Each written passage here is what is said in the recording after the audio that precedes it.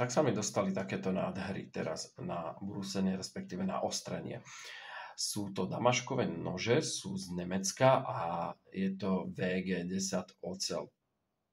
Niečo k tým nožom, k tej oceli alebo k tej čepeli. Vľavo a vpravo je ten damašok. Je to 33 vrstiev na každej strane. Tá oceľ je obyčajná, mäkká, aby vyzerala, jak je prekladaná, keď je to vybrúsené, vyleštené, je to pekné.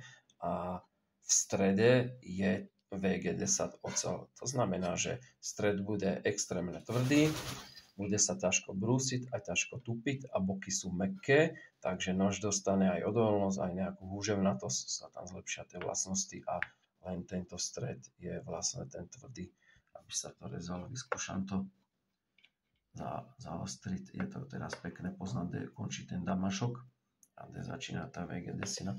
Nožiky sú z Nemecka vyrobené, majú orechovú rukoveď, tuším orech to bol, keď som si to dal preložiť. Nedokázal som ich dohľadať, za čo sa táto sada kupuje alebo predáva. Neviem, koľko rokov dozadu to bolo vyrobené, predávané, ale najlacnejší nôž, čo som len tak hodil do Google na Slovensku v tejto veľkosti, bol za 120 €, takto poprekladaný a aj z tej ocele. A pre porovnanie mám tu z AliExpressu damaškovú oceľ.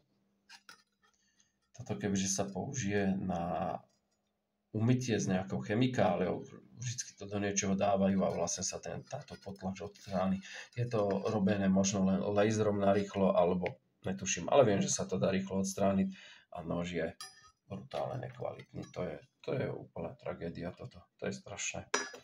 A bariaký lidlacký nožík za 5-7 €. Toto prekoná skovatodovačku.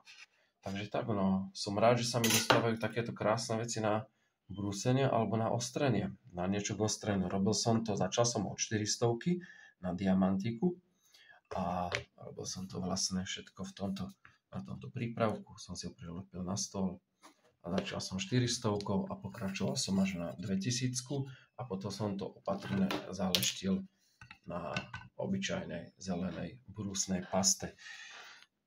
Oni boli aj tak dokonalo ostré, ale teraz sa tá fazeta jakoby, že o 1/3, možno až o polovičku zväčšila, takže sa tam aj trošku zostrel ten uhol, takže budú o trošku lepšie rezať. Takže tak, máme naostrené a môžeme ísť ostriť ďalšie veci, lebo mám tu toho zasa moc. Niečo, aby to bolo pekné. To si papagár škrábe za ušami a nastrapatený.